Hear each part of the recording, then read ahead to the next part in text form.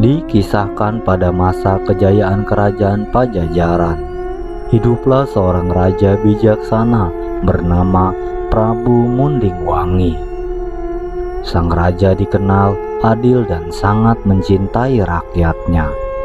Tetapi ia memiliki satu keinginan yang belum terpenuhi, ialah memiliki seorang putra sebagai penerus tahta. Namun dari pernikahannya dengan permaisuri yang pertama, Prabu Mundingwangi hanya dikaruniai seorang putri tunggal yang diberi nama Dewi Kandita. Meski begitu, Dewi Kandita tumbuh menjadi seorang putri yang sangat cantik dan cerdas. Karena kecantikannya, ia dijuluki Putri Cantik dari Pajajaran. Dewi Kandita memiliki aura yang sangat menenangkan, serta hati yang penuh kasih dan kelembutan.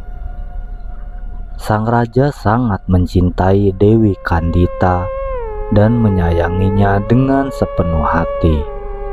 Akan tetapi, kecintaan raja kepada putrinya ini membuat sang permaisuri kedua merasa iri.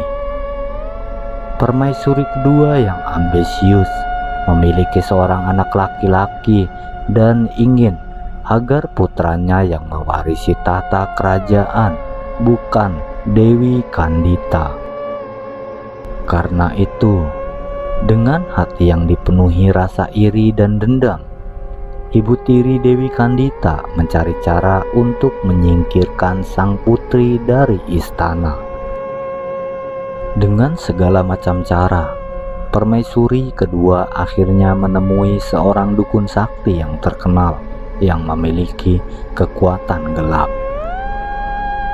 Ia meminta dukun itu untuk memberikan kutukan kepada Dewi Kandita dengan harapan sang putri akan disingkirkan oleh Raja Mundingwangi atau bahkan pergi dari istana dengan sendirinya. Di suatu malam, dukun sakti tersebut melantunkan mantra-mantra hitam yang kuat, mengirimkan kutukan kepada Dewi Kandita.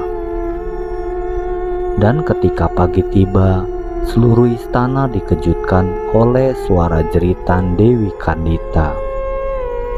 Tubuhnya dipenuhi dengan luka-luka yang bernanah, ruam, dan gatal-gatal yang menimbulkan rasa sakit yang tak tertahankan. Seluruh tubuhnya yang dulu sangat cantik dan mempesona, kini tertutupi oleh penyakit kulit yang sangat mengerikan. Raja Prabu Mundingwangi sangat sedih melihat keadaan putrinya. Ia mengundang tabib dan penyembuh dari seluruh negeri, tetapi tidak ada satupun yang bisa menyembuhkan penyakit Dewi Kandita. Meskipun demikian, Prabu Mundingwangi tetap mencintai putrinya. Namun tekanan dari para penasihat istana dan desakan dari istri keduanya, raja harus membuat keputusan yang berat. Dewi Kandita yang merasakan tekanan dan rasa bersalah karena telah menjadi beban bagi ayahnya, memutuskan untuk meninggalkan istana. Ia berjalan tanpa arah menuju ke selatan, jauh dari Pajajaran. Sampai akhirnya ia tiba di tepi laut. Di sana, Dewi Kandita duduk sendirian, termenung dan merasakan keputusasaan yang mendalam. Ia berdoa dengan sungguh-sungguh, memohon agar diberikan keajaiban yang bisa menyembuhkannya, atau setidaknya meringankan penderitaannya. Dan pada saat itulah tiba-tiba angin laut berhembus kencang, dan suara gaib terdengar dari ombak yang bergulung-gulung. Suara itu menyuruh Dewi Kandita untuk menceburkan dirinya ke dalam laut. Dengan perasaan ragu namun dipenuhi oleh harapan, Dewi Kandita mengikuti petunjuk tersebut. Ia melangkah ke dalam laut dan perlahan-lahan menyatu dengan air yang membasuh seluruh tubuhnya. Ketika air laut mulai menenggelamkan tubuhnya, keajaiban terjadi. Luka-luka yang memenuhi tubuh Dewi Kandita mulai memudar dan akhirnya hilang. Tubuhnya kembali cantik seperti semula, bahkan lebih bercahaya dari sebelumnya. Namun, bukan hanya penampilannya yang berubah. Setelah kejadian tersebut, Dewi Kandita merasakan kekuatan yang luar biasa merasuk ke dalam dirinya. Ia merasa dirinya menjadi satu dengan lautan, seolah-olah roh samudra telah menyatu dalam jiwanya. Dewi Kandita kini tidak lagi sama seperti sebelumnya. Setelah dirinya disucikan oleh air laut dan menerima kekuatan baru, ia kini dikenal sebagai Nyai Rorong Kidul, penguasa dan pelindung Laut Selatan. Sebagai Ratu Laut Selatan, Nyi Rorong Kidul memiliki kekuatan besar untuk mengendalikan ombak, badai, dan segala kehidupan di laut. Ia mendirikan kerajaan di dasar samudra, lengkap dengan istana yang megah dan pasukan yang setia. Kerajaan Laut Selatan dipercaya sebagai kerajaan yang penuh dengan keindahan sekaligus misteri, di mana para makhluk laut tunduk dan hormat pada Nyi Rorong Kidul. Nyi Rorong Kidul dikenal sebagai sosok yang kuat dan memiliki kehendak yang bebas. Ia bisa muncul di berbagai tempat dalam wujud yang berbeda-beda. Terkadang sebagai perempuan cantik dalam balutan pakaian berwarna hijau atau dalam wujud yang menakutkan. Warna hijau menjadi warna khasnya, sehingga banyak orang percaya bahwa siapapun yang mengenakan warna hijau di pantai selatan akan menarik perhatian Nyi Roro Kidul dan beresiko dibawa ke kerajaan di dasar laut. Legenda menyebutkan bahwa Nyi Roro Kidul memiliki hubungan spiritual dengan kerajaan Mataram Islam, terutama dengan pendirinya Penembahan Senopati.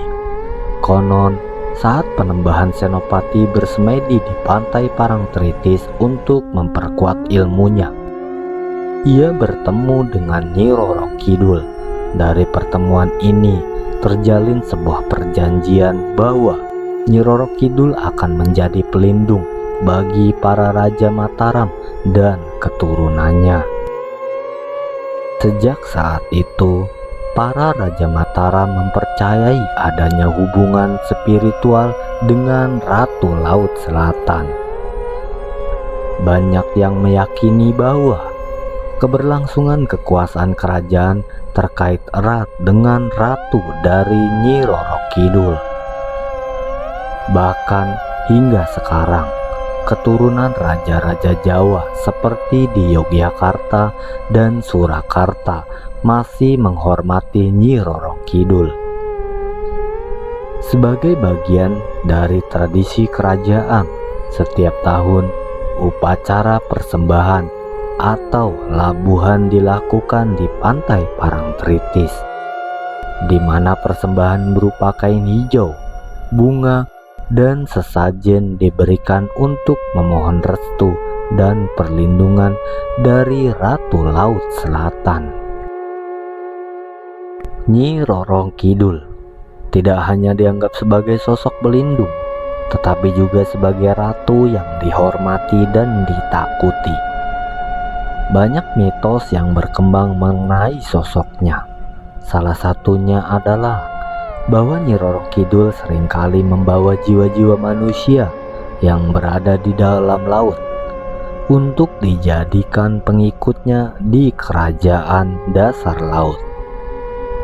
Oleh karena itu, banyak masyarakat percaya bahwa pantai selatan, terutama Parangtritis, sangat berbahaya bagi mereka yang tidak berhati-hati atau melanggar pantangan, terutama seperti memakai baju berwarna hijau.